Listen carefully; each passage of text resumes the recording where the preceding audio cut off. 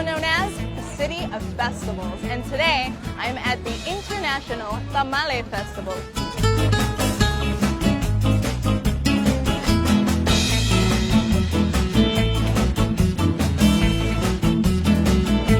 Over 125,000 people come out to the desert every year just to eat tamales.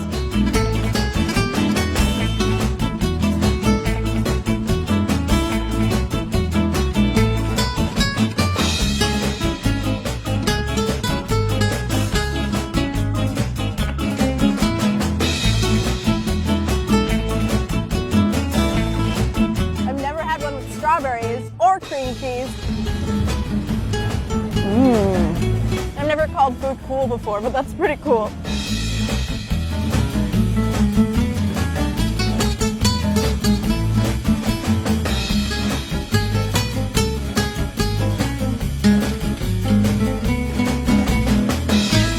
From up here, I can see a whole lot of tamales.